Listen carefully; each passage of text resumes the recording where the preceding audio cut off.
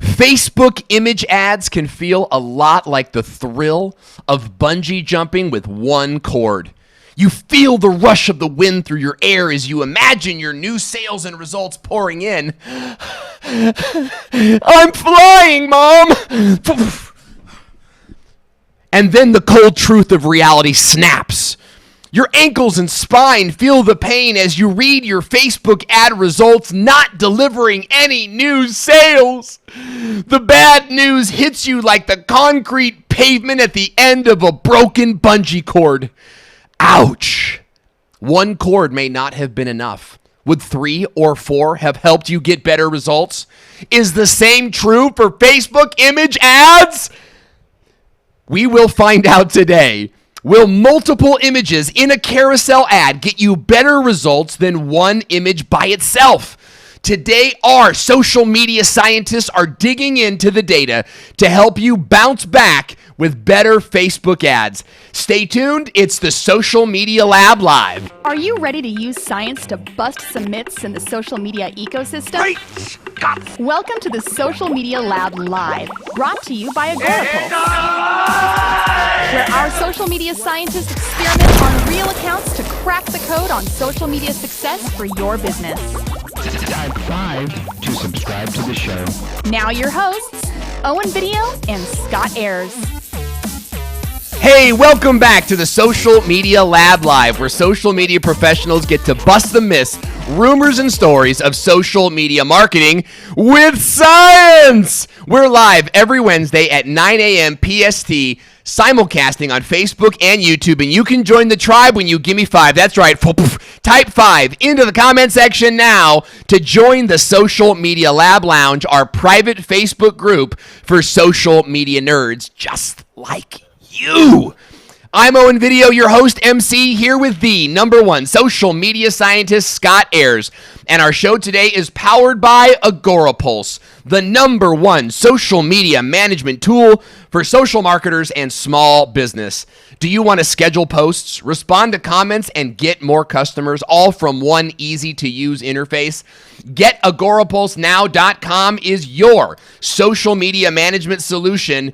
Toss your old software away and start your free trial today at GetAgorapulseNow.com. That's GetAgorapulseNow.com. It is Wednesday morning here out in sunny California, and I'm excited to be back. I've been in the UK for some time, and I'm excited to be back here with you. Scott, you look fabulous. You look fabulous, my man. Well, thank you. It's because I'm in a new office with really fast internet finally, and so hopefully I never phase out and leave you again in the middle of a show. So did you get a raise? It's still hot here in Texas. I raised my chair up a little bit. Did you? You got a new office with fast internet? It's like, yeah, I switched offices, and now I have dedicated line just for me. So, and a couple of caveats. We were talking before, and we had fun while you were in Ireland this Saturday while I was getting my internet installed. I wish we pulled some of those images up.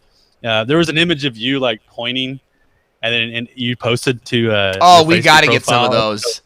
So I was bored Saturday and had fun and started making images of Owen pointing at random things and putting his finger in things as well. Yeah. So you have to go to my profile. So we have to go. I'd love Melissa if she could find some of those in times. So I was at a conference called the Power of Video Conference where I'm the MC. That's what I do, right? I'm like an MC.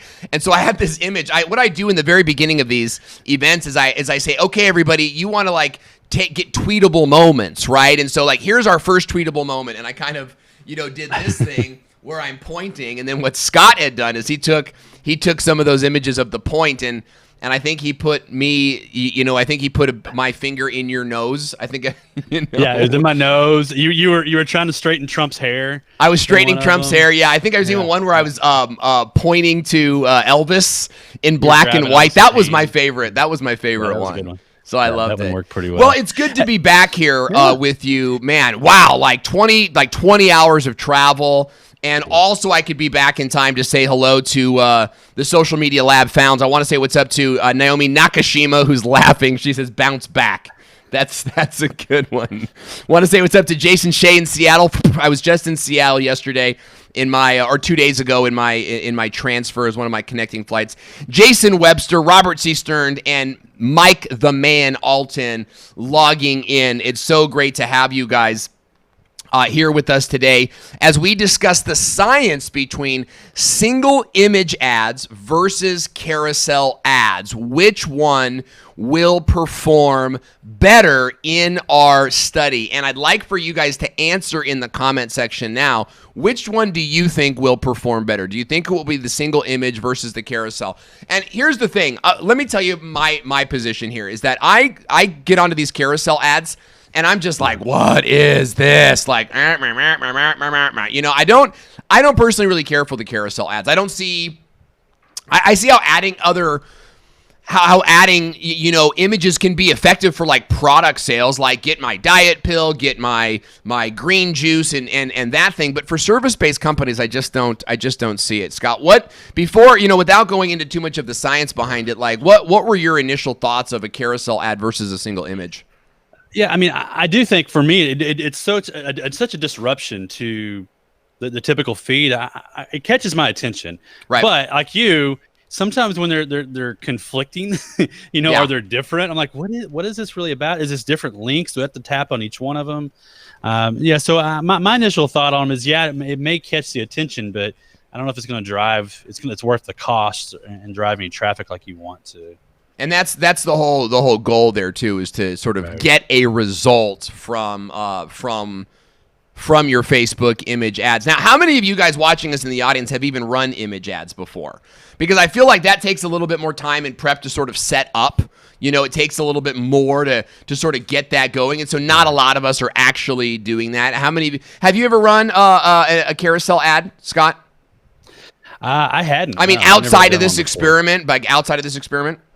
No, I mean, I think I did once when I was doing the bounce house business. You know, I would test ads a lot, so I would do one with a couple of images of the water slides, but I never scientifically went back and looked at it to see what it analyzed it. Yeah. Hey, one thing on right now, we're saying share the show. I didn't even talk about this beforehand because we were setting up.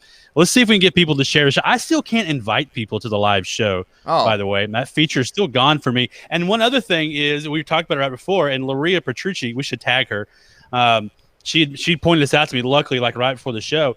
When the show went live, a new URL was created on our page, and I had to go swap that out in the mini chat. So if you're running a chat bot, you've got to go swap that out immediately, which that's a huge pain. So I am noticing that too. I am noticing that too. Like I wasn't able to cross post today. I wasn't able to cross post the video.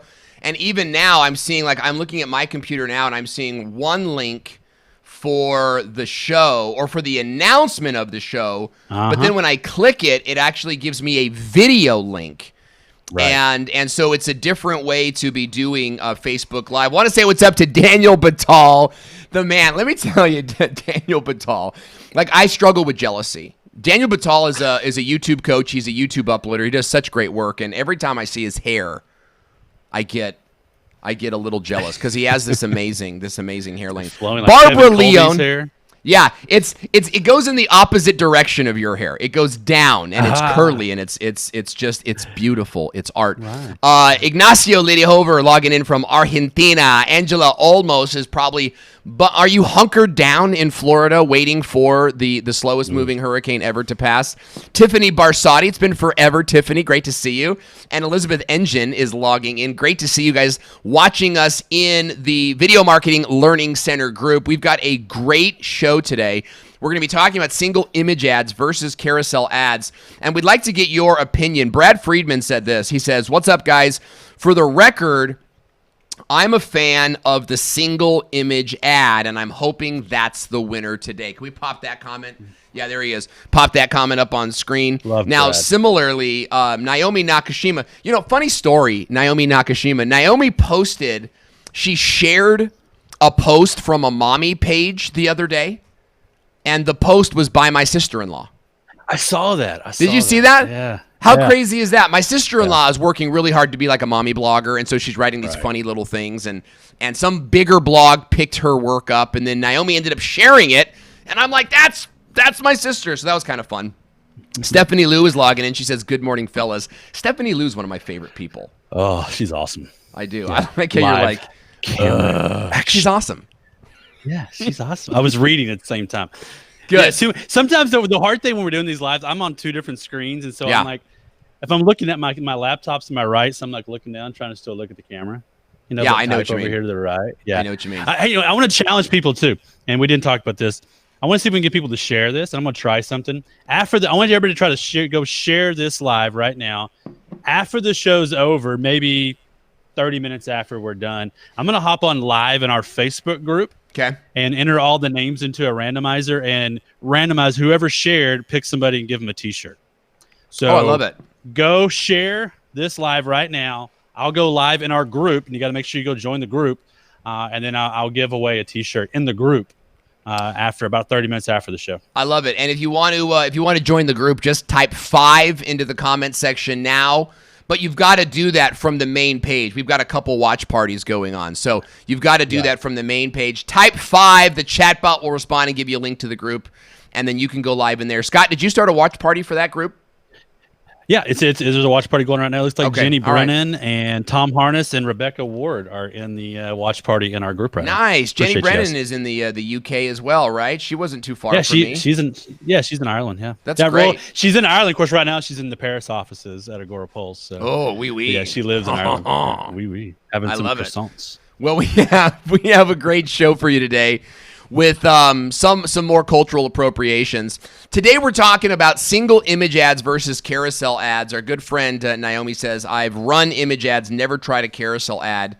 But like you said, they feel more made for products than for services. I'd love to hear from you guys. Are you product-based or service-based? And I think most of you are service-based companies. But I'd love to hear from you. Are you product-based or are you service-based? Let me hear from you in the comment section. Whether you're watching us on the page or on the watch party, we'd love to hear from you. We want to talk about single image ads versus carousel ads. So Scott, talk to us a little bit about why you wanted to dig into this study in particular. Well, I think it might be a good time to bring on our guest because he's the one that wanted to study this, the single image versus a carousel. And we can throw a screenshot up. That Facebook Ads Manager has changed on how you create ads, but you get this option when you first hop in to create an ad of being able to do the multiple or the single. Yeah. And see, it even says Facebook at the time, and granted, Ads Manager has changed a little bit here in the last month or so. It says recommended under the multiple image. So Facebook is pushing this. So it's a definitely thing worth testing to see if it makes sense to do or not, or if you're going to spend more money or not. And that's kind of what we task our guests to do. Well, we have a great guest who's going to help us. He kind of helped you with the study, and you guys dug into some really great analytics, and I can't wait to share that. He is the founder of Gecko Squared, a Facebook and Instagram advertising agency. He's based out in the UK. Phenomenal accent. Ladies and gentlemen, welcome our guest, Charlie Lawrence. Charlie, welcome to the show. Hey, thanks so much for having me. I love that intro. Thanks for the compliment on the accent. It's a fine accent. Look, here's one thing I love about Belfast is everybody had a different accent. Like there was no one. Some people, and some of them sounded just like me, right? They're just like me, but then there was this a little bit of a cadence when they talk, and I loved it. I absolutely loved it. Charlie, tell us a little bit more about who you are and what you do.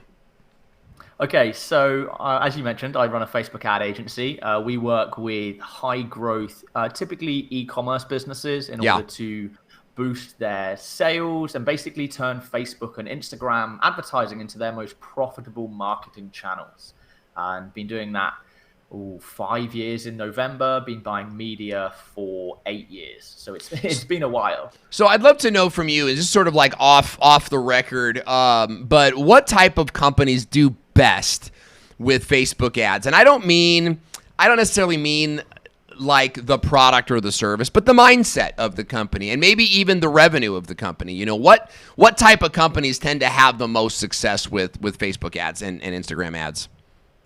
Okay, that's a really good question. So I'll give you as short answer as I can because I could honestly spend hours talking about this. So the companies that do best are ones that balance their short-term return on ad spend expectations, so how much immediate revenue they're generating from their Facebook ads with their longer term marketing plans. Yeah. So that's looking at your lifetime customer value and the actual, we call it true return on ad spend in terms of measuring the attribution and the success of your Facebook advertising.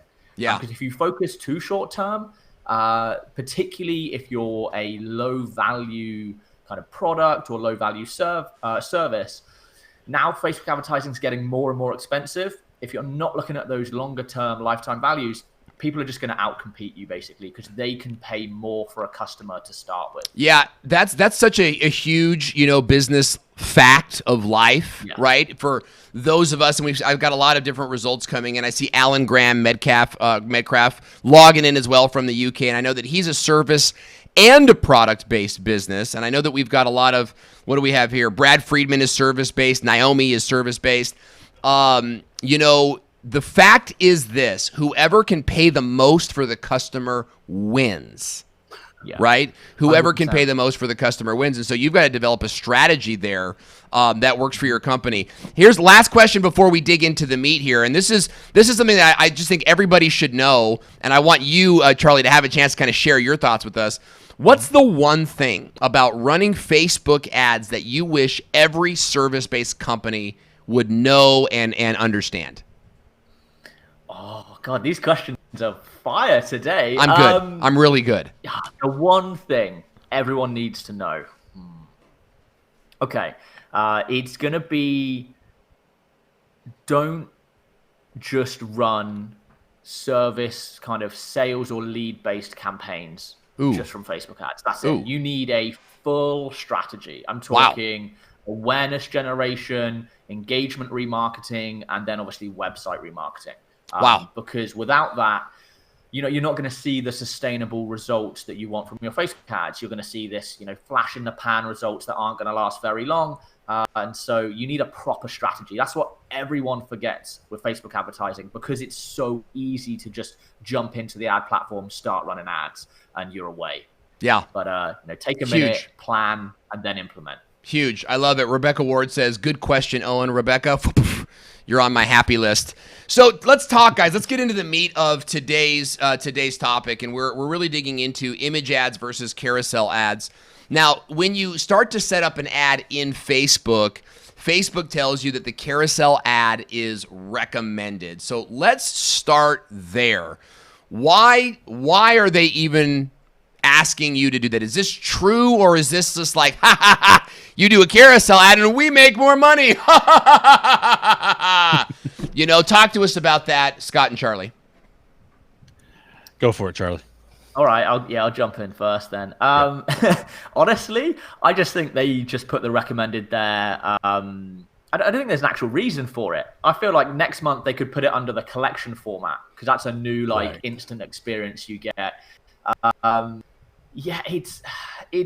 It's just a weird one, if I'm honest, because single image is the one that everyone uses. It's the easiest to create. It's the quickest to create. And so I think that's the default. Whereas with carousel, I don't know, maybe they want people to spend more time in Facebook's ads manager, and maybe they charge more for carousels in terms of CPMs.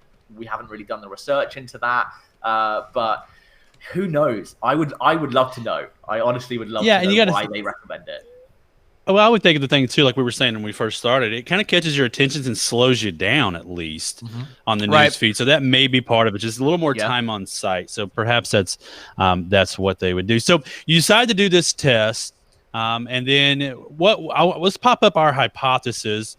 And this is what Charlie thought would happen with this is he thought the carousel ad will outperform the single image ad and generate more free trial signups. So Charlie, why did you think the carousel ad would outperform the single ad? Well, number one, I was going off Facebook's recommendation that it's the thing that they recommend it's going to perform. But really, partly because with carousel ads, you have more space to basically explain the benefits of whatever you're positioning in your ad, whether it's your service, whether it's your product. You can add kind of more layers of complexity to the ad, as you mentioned, that can, pattern interrupt better. It can stop that scroll. and then obviously you have greater kind of dwell time on the ad as well. Right. And so overall, it's more eye-catching in the newsfeed. And we thought, more eye-catching, better engagement, better click-through rate, because obviously there's more opportunities to click on cards, which obviously then jump to whatever landing page you're promoting. And so that would just deliver the best results. Does the time spent on the ad affect anything like the reach or audience development, that someone might be, because I'll do this. I'll kind of like, and I do this a lot with traffic and funnels. I don't know if you guys follow their work, but I love their work. I love the way that they do what they do. And I'll spend time just kind of like looking through it and kind of scrolling through it again, reading the copy. Does the amount of time that I spend on that ad do anything to help Facebook, figure out who I am or what I'm interested in, like SEO, the time spent on page? Yeah. I think dwell time does have an impact on basically interest markering on what you're interested in as a user, which they can then push back into obviously the interest targeting and what ads you're going to see on the platform ultimately. That's good to know. I saw that recently. There is something on dwell time being an important factor for your Facebook ads. So let's talk about then the purpose of the experiment here. What are we actually measuring here? Are we driving, free downloads? Are we doing, free trials? What are we doing? Sales? What was the purpose of the experiment here? So the main purpose was to generate free trial signups. So we were, targeting people that visited the website but hadn't already signed up, and we were to drive free trial signups. And then we had this secondary metric of purchases, so people who had upgraded from their free trial to obviously the paid program, the paid solution. And just so we're kind of clear, this is free trials for Agora Pulse. Yes, right. App. Yeah. It's free trials for Agora Pulse. I think it's important to know because it's a little different. This is that service-based software as the sales kind of thing. So it's a little different than someone who's selling shoes, or selling something like that. Or renting bounce houses like I used to. So it's a little bit different on that. Now on the carousel ads, when you set them up, I was curious as while you're talking. When you do a link in the carousels, can those images be linked to something different, or is it all the same link? No, you can change the links depending on what you're promoting in each carousel card. But in this case, because we were driving to one landing page, they all had the same link. Now, so when we talk about that, and by the way, I want to say what's up to George Demanis, Taylor, and Krista, who just logged in. Great to see all of you guys here watching us on Facebook and on YouTube. Also, Bradley Sheridan is watching us. Good to see you here as well. Can you've got like 3-4 different images. Can you go to 3-4 different links with each image or one link? Mm-hmm. Yeah, okay. You have the choice. So you can go, you set the link per card. So you can, go a single link in each card to the same place, or you can just run a different link per card. Again, it depends on where in your sales funnel you're using carousels, because further up in consideration, you may want to present a whole bunch of different options.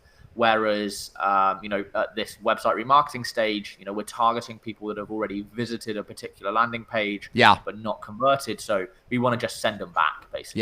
Yeah. Now, do you have any type of preference for where the carousel ads fall into the sales funnel? Do you prefer them at the top of the funnel, more in the mid-level, or closer down to the purchase level? So, good question. There's no kind of right or wrong place to put them. We like to put the middle of funnel for consideration, particularly if you have multiple, for example, like products, you have multiple products, you can put a category for each card. But then also you can use them bottom of funnel for driving like social proof and different kind of benefits or features that you want to reiterate in your website remarketing campaign. So really those are the two places: middle of funnel consideration, bottom of funnel conversion. So great. So how did you guys set this campaign up? Did you run 2 different ad sets, or did you split test the ads against each other? So we split test the ads against each other using the split test feature. So we had one campaign, we then had 2 identical ad sets, and then 2 different, one ad per ad set, but each, one being the single image, one being the carousel. So let's take a look at what that looks like, just so that our audience can kind of follow along with us. Melissa, the image, what we're looking at here is this is the one image ad. But if you want to go to the image that says G2 carousels versus SIA, you can see here how they set up the campaign details. Not that one. It's in here. We'll keep going. We got a lot of images. that we can sort of show, and I don't want to get too lost in some of that stuff. So how did you set up your budget and your schedule? Talk a little bit about that. Okay, so I was just turning a light on because it's getting dark here already. In the I UK. can't tell. It's so bright over there. Like, it's so bright to me. It looks like it's the middle of the day. Yeah, no, the weather's terrible. It's a classic British thing. You got to talk about the weather all the time. So always raining. And it's literally just started raining. So we're talking budget. We're talking budget and schedule. So we went $25 a day. We then split that evenly across the ad sets, so we get even reach on each of them for a fairer test. And then we ran it over a number of weeks in order to build up enough data, essentially, to get. How did you choose the time frame? Was it just random, or did you know 2 weeks? I wanted to do this 3 weeks. Well, that's a good question. So typically, you want to run it longer based on that type of budget, knowing that it was only $25 a day and looking at kind of rough cost per clicks, how much traffic we're going to drive. Obviously, we wanted a relatively statistical significant amount of link clicks. So, about 300, for example, and just working backwards from the budget. If you're paying, let's say, $1 a link click, because CPMs in Western countries pretty expensive, and CPCs are as well. So we went typically with a longer time frame. And who is your audience? Who's the audience that we're targeting here? Good question. So the audience was a website custom audience of everyone who'd visited the site in the last 30 days. And then that was worldwide. And then we excluded people that already use Agora Pulse. So they have already signed up and are either on the free trial or the paid membership. Okay. All right, great. That's great. So we've got a scenario here where we're going to run 2 different ads within one ad set. In that ad set, you've got $25 per day. Now, would you $25 per day, right? We're talking about, that's like $100 a week, right? So, sound effect. There it is. There's my sound. That's my math. He nailed the math sound effect. But talk to me about like the science behind, or the theory behind $25 a day. Was this just to run the ad, or is $25 a day? Excuse me. Was this just to run the experiment, or is $25 a day your average starting point? Companies this size, product this price, type of thing. Yeah. So $25 a day and how you allocate budget is typically done based on audience size. So if you have really big audiences in the millions, then you want to essentially you need to reach more people for Facebook to start optimizing to find the best results depending on what you're optimizing for. So you set higher budgets. And the biggest thing to remember is that your budget dictates your audience reach. And so we looked at the audience size and we said, let's start on 25. Obviously, because it's kind of optimizing reach for both ad sets, we needed enough in there, $12.50 a day to be able to gather up the data. Yeah. We could have gone higher, for example, but then we could have just shortened the time frame. Right. So it's kind of like swings and roundabouts here. It doesn't matter too much. Oh, swings and roundabouts. I was just thinking that. Jeez, me too. You see how definitely not a Texas thing. You see how Scott and I both were just like, jolly good. Merry-go-round. So you're saying that you're not used to all of these. Right. Yeah, go on. So if we had done $50 per day, they would have optimized the audience faster. Is that kind of what you were saying? We could have shortened the test time frame because we would have been reaching more people in a shorter time frame because of the higher budget. Gotcha. We're seeing reaching more people in the audience because based on your CPMs basically. Okay, Cool. And now, where did we place this ad? Where was it on everywhere? Was it in the messenger ads? Was it the marketplace? Where was it at? Good question. So, good question. This was in feeds, both Facebook and Instagram. We found for bottom of funnel, website remarketing, feeds, Instagram and Facebook are the most effective placement options, kind of across the board in general, which is typically why they're the most expensive. But particularly for bottom of funnel, because they're already interested, they've already visited the site. Right. We wanted to hit them where they're most active.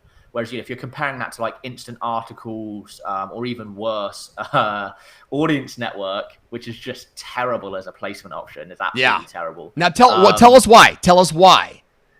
Okay, so it's because it's Facebook's third-party network, and so it appears in like apps, random apps, basically for a lot of the time. So it's only good if you're promoting an app. It's amazing. Okay. But for every other business, it's pretty terrible because you're interrupting someone who has already taken a specific action that isn't scrolling through Facebook, basically. It's a bit like instant articles. They've already clicked on a piece of content to read an ad, or they're already playing a game, and then you're just popping up, either as a reward or as an in-stream in the audience network. And we basically found that you get super cheap engagements because, let's be honest, the crosses to exit any pop-ups in apps are tiny, so you're probably getting a lot of accidental clicks. Right. And so you get loads of clicks, but the quality's rubbish. And it doesn't convert.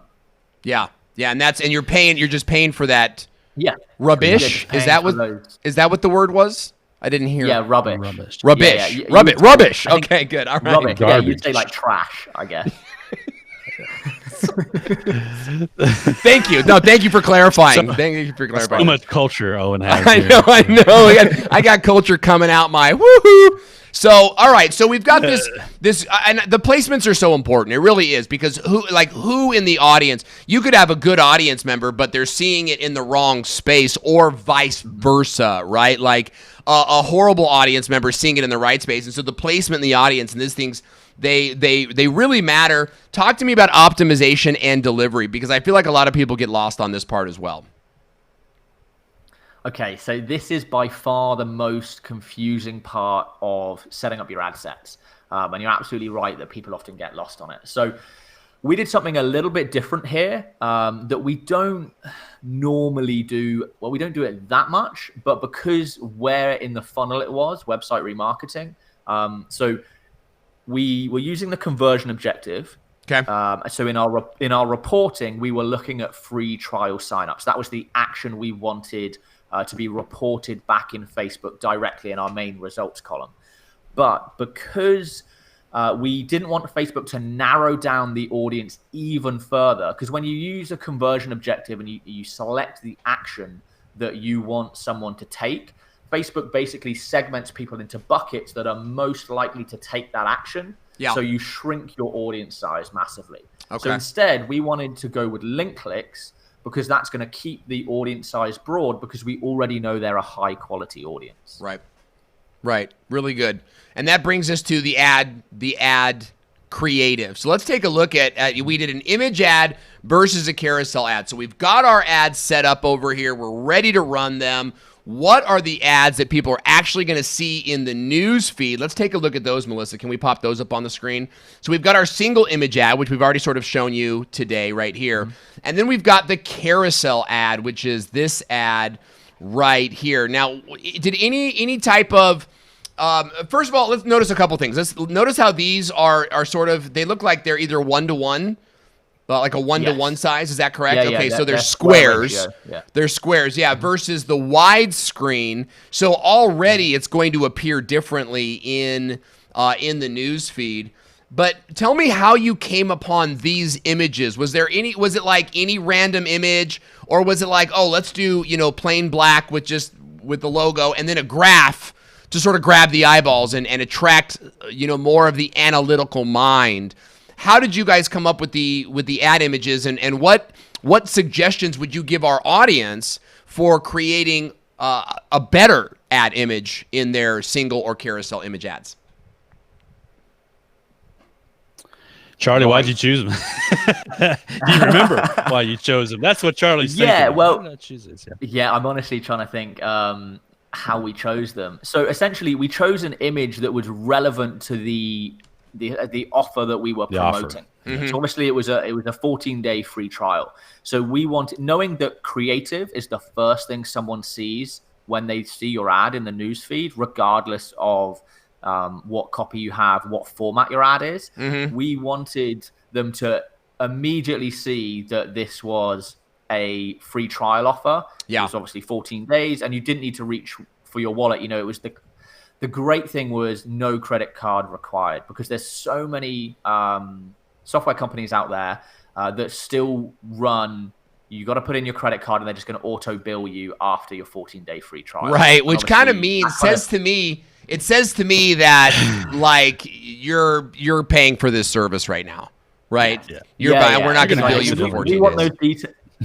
Yeah, it's like we want those details. So you know, if you do forget to tell us, we're going to bill you that first month. So basically, we wanted a creative that represented the offer. And then looking at the carousel, obviously we kept the first card of the carousel the same as the single image. So we were trying to like reduce the variables, you know, so we could kind of pinpoint it with format as opposed to anything else. You know, we kept the copy the same as well. We went with testimonials. And then we looked at what images that were in the ad account that basically showed social proof. And we found a series of images that were connected in theme, in kind of design as well. So they looked consistent, and we ended up using those. You know, there were different graphs, there was some comparisons in there as well, and ultimately at this stage it was all about building trust, and you do that through social proof, which is why we went with testimonials to start with, and then obviously used relevant imagery to reinforce that as well, in terms of like the number of users that are already using the platform and things like that. How many images can you use in a carousel ad? Really good question. 10. Oh, wow. 10's the maximum. Yeah, so you can get How many did we use in this test? Going. Oh, good question. Oh, you're going to put me right on the spot here. I can't remember off the top of my head. I want to say it was like 4, was it? 4, maybe 5. Yeah. Do you have a sweet spot? You want to typically between 4 and 5, if I'm honest. Okay. All right. 3 is the absolute minimum you can have. And 3 to me just looks a little bit lazy. It's like you see the first 2 in the kind of preview, you know, when the ad loads in your feed. And so there's only a tiny bit of scroll when you have 3, but when you have 4 and 5, you know, there's more intent there. Can I just read this? On mobile versus desktop on the carousel, by the way? Yeah, it looks the same.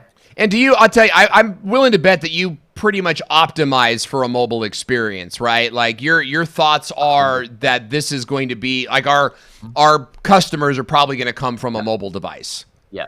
90+% of all your traffic on Facebook will come from mobile. So when designing ads, think about the mobile experience first.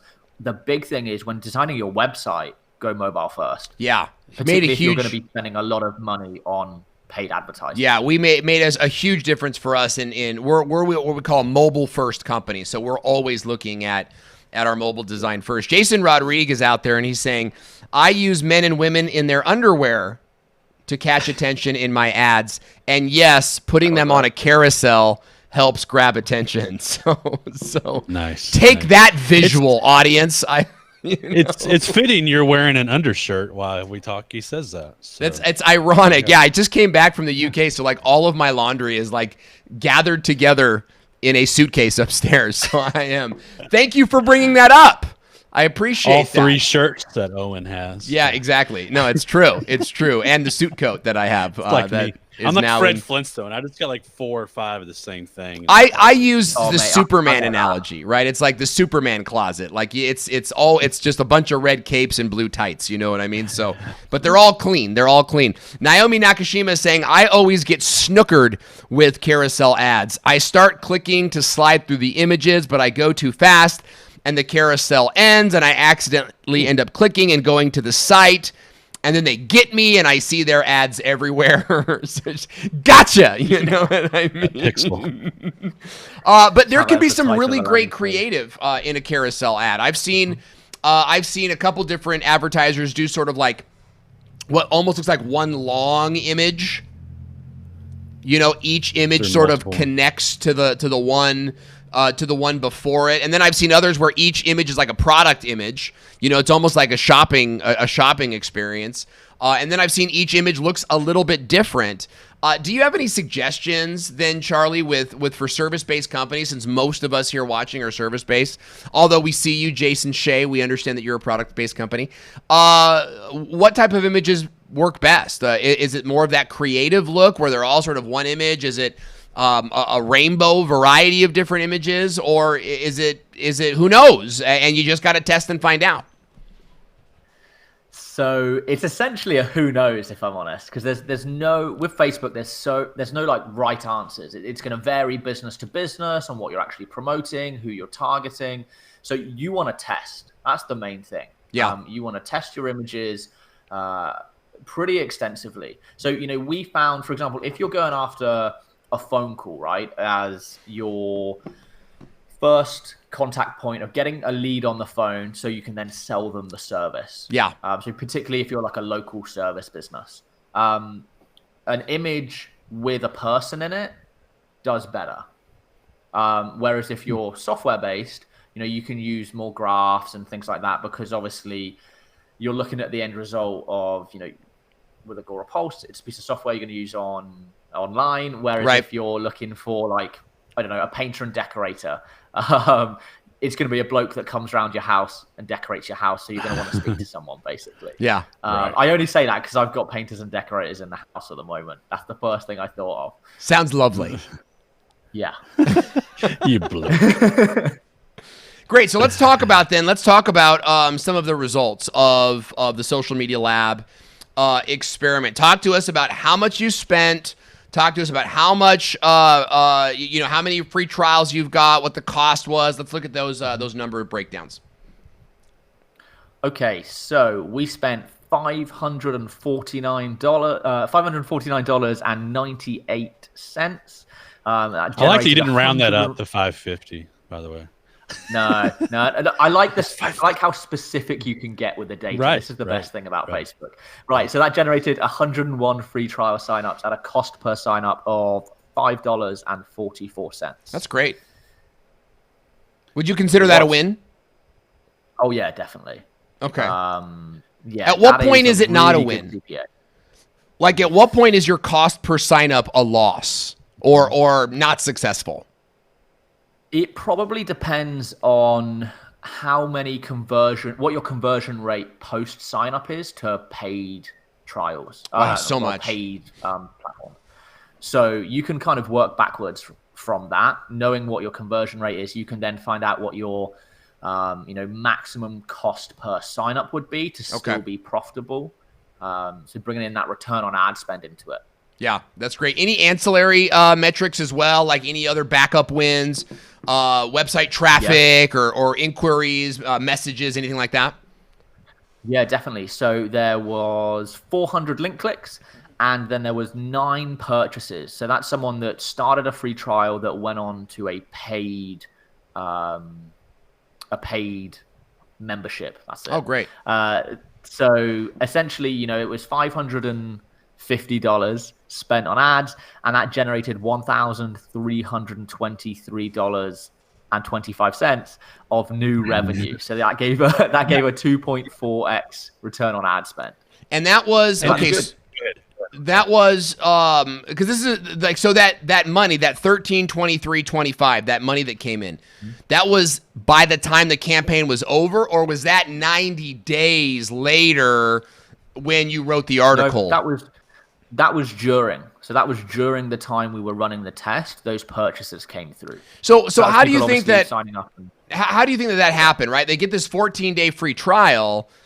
But then, was it people that already had the free trial, saw the ad, and they're like, oh, I just need to buy this thing? So because we excluded people that were already on the free trial, and we excluded people that were already customers. So these were new people. So these were basically people that would have signed up, started using the platform, had that kind of, well, in software you call it like that wow moment where they just love it. You know, there's a moment in that customer journey of using a piece of software where it just clicks and they go, right, this is the software for me. And again, depending on what the kind of email marketing and onboarding after someone signs up for a free trial is like, and if they're running special promos in order to obviously upgrade people from a free trial, that's when they would have decided to purchase. Okay. Yeah. Fantastic. That's wonderful. I wouldn't have seen any revenue come from this. So do we have a breakdown of how the two different ad sets performed? Can we show that to the audience? Because I think that this is pretty great stuff. Let's Scott, explain to us what we're looking at here. Yeah, this is basically what we tried doing all the tests on the social media lab is see if there are statistically significant. I got it wrong that time. And so we put them into we're using this is an A/B test, probably from Neil Patel. I love Neil Patel's stuff that he puts out. He has a free A/B test tool that you can use. So you're seeing the number of visitors versus the number of conversions. And while it was, test B was 76% better than test A, it's not considered statistically significant because you got to be at least 95% to do that. And what that means is if we were to run this again, we may not get the exact same results. That's basically what that means. Yeah. So and you've got some great numbers. I think there's a bit much to put into the show, but just to kind of give the audience a sense of how these broke down. Check this out, guys. The carousel ad format got 51 trial signups. The single ad got 50 trial signups. The cost per signup of the carousel was $5.39. The cost per signup of the single ad was $5.39. As we kind of come down here, the link clicks on the single ad was 210 link clicks. The link clicks on the carousel was 190, so the single image ad actually performed better there. And the carousel ad purchases 4 purchases, single ad purchases 5 purchases. So you've got really this mixed bag of results where some of the results outperformed, other results kind of swapped. And so at the end of that, Scott, scientifically, what is our conclusion? How do we frame the conclusion to our hypothesis? Well, I mean, our conclusion is we can't really say that the carousel ad format is more effective and will outperform. But in our case, it was basically a dead even heat. And so for me, I don't know about you, Charlie, but if you're someone who doesn't have multiple images to put up, it may not be worth the effort to go through. If you're going to get the same results, I mean, my theory, a lot of times, tests like this, people go, oh, you had no results. But the result for me is I'm going to save time the next time I run an ad, right? Oh, yeah. Yeah, that's the big thing. When you think about it's so much more time consuming to create carousels versus single image. So, you're going to be more efficient anyway if in this example, there was no statistically significant results and they were pretty even. You're going to just save yourself a whole bunch of time in ad creation and setup, which you can then push into, ongoing management of your ads and ad analysis and all of the other things and tasks that you need to do in order to see success from your Facebook ads. Wonderful.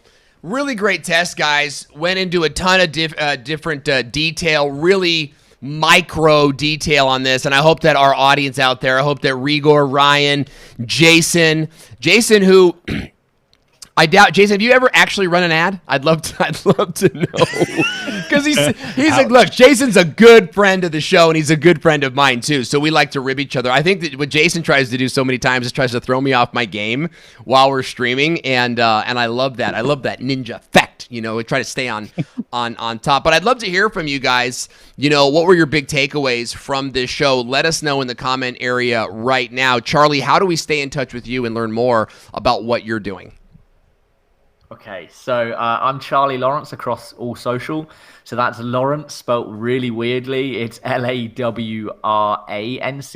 I literally spend my entire life telling people it's spelt what most people say is incorrectly. So that's Twitter, that's Facebook, that's Instagram, and then The other thing is we've got the agency, obviously geckosquared.co.uk if you're ever interested in getting us to run your ads or coaching programs, for example. But the big thing that we just launched that's going super, super well is the Facebook group. So it's called the Facebook Ads Formula.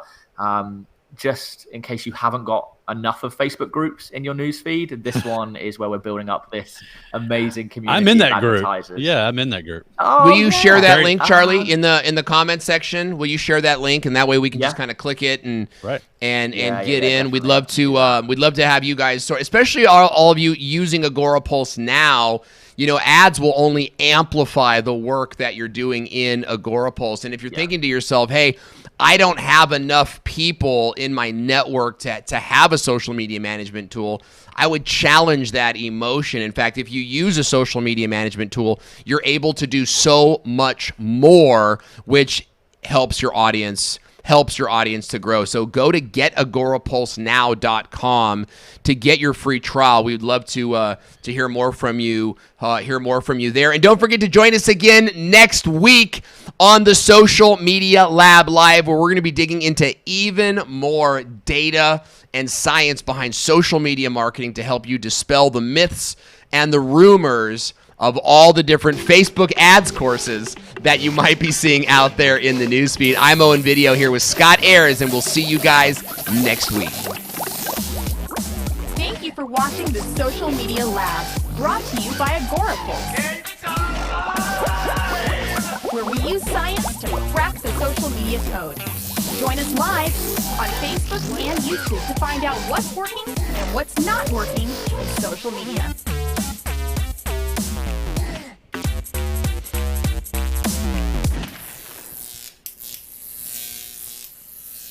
Cool. Great show.